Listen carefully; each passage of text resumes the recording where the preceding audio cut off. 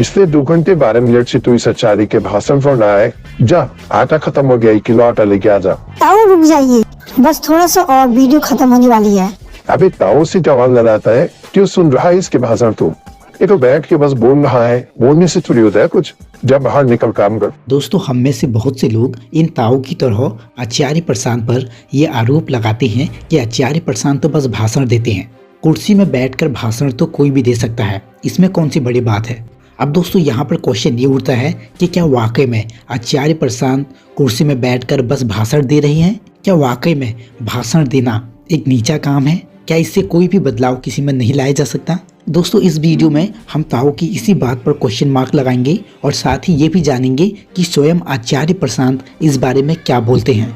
तो दोस्तों, अगर आपकी मानसिकता भी ताऊ जैसी मानसिकता जैसी है या फिर आपके आसपास के लोग भी कुछ इसी तरह आचार्य प्रशांत को क्रिटिसाइज करते हैं, तो यह वीडियो आपके लिए है दोस्तों। जब मैं भी आचार्य प्रशांत को अपनी शुरुआती समय में सुन रहा था तो मेरे अंदर भी बहुत बार यह विरोध आता था कि इनकी बातें सुनने से क्या होगा।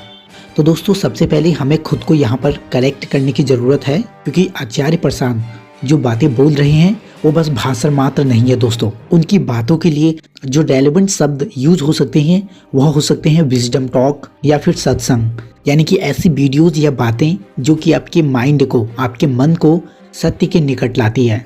और जो लोग यह मानते हैं कि बात भर सुनने से क्या होगा, उनकी जो मेन प्रॉब्लम है वो है लैक ऑफ अंडरस्टैंडिंग की।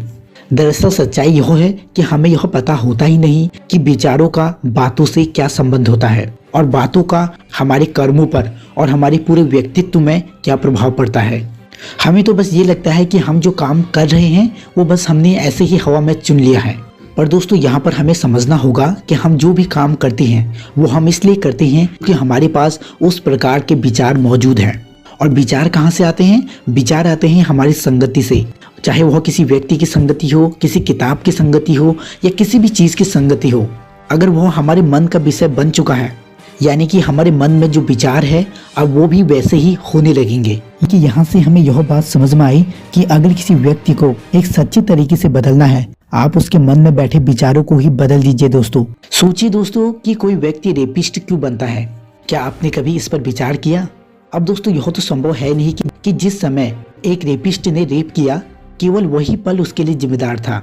नहीं दोस्तों, अगर आप ऐसा सोचते हैं तो आप गलत है। दरअसल सच्चाई ये है कि पहले से ही उसके दिमाग में ऐसे विचार मौजूद थे। वह ऐसी लोगों की संगति में था जो उसके मन में उस तरह के विचार को रखते थे दोस्तों, और वही विचार फिर उसको ऐसे काम करने के लिए मजबूर करते हैं। अब दोस्तों, इसी बात को आचार्य प्रशांत किस तरीके से बोलते हैं, एक बार आप इस क्लिप को भी देख लीजिए। ये क्या मूर्खता है कि बातों से क्या होगा? बातों से नहीं हो तो किससे होगा? छलांग मारनी है। यहाँ बैठे हो, बातों से तुम्हें कुछ नहीं हो रहा है क्या? तुम्हारी चेतना है ना जो बेचैन है, और चेतना चलती है विचार पर, ज्ञान पर। चेतना के पास धारणाएं होती हैं, अपने सिद्धांत होते हैं।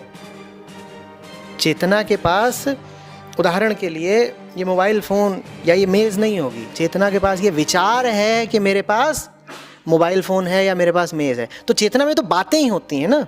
ये मेज़ वस्तु हो सकती है, पर चेतना के पास ये मेज़ नहीं है।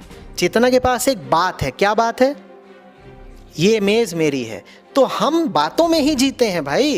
कौन कहता है कि बातों से कुछ नहीं होता? तो दोस्तों, इस बात से यह स्पष्ट हो जाता है हमारे घर से लेकर अंतर्राष्ट्रीय स्तर तक आज जितनी भी समस्याएं हमारे सामने खड़ी हैं, उन सभी की वजह कुछ और नहीं बल्कि हमारे दिमाग में कुछ गलत बातों की मौजूदगी है, जो कि हमने गलत लोगों से और गलत माहौल की मौजूदगी में अपने दिमाग में बैठा ली है। पर दोस्तों, हमारी सोशल कंडीशनिंग ही कुछ ऐसी होती है कि हमारी आंखें सूक्ष्म मेहनत नहीं पहचान पाती। फॉर एग्जाम्पल के लिए, अगर कोई एक बंदा पहाड़ खोद रहा है और वहीं दूसरा बंदा एक कंप्यूटर में काम कर रहा है, वह पहाड़ खोदने वाला आदमी ज़्यादा मेहनती लगेगा, क्योंकि उसकी मेहनत हमें साफ साफ स्थूल रूप से दिख रही है।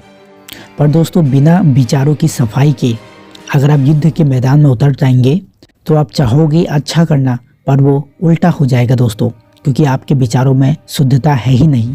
इसलिए दोस्तों, ज़रूरी हो जाता है किसी सुलझे हुए इंसान के सामने बैठकर उसकी बातों को सुनना।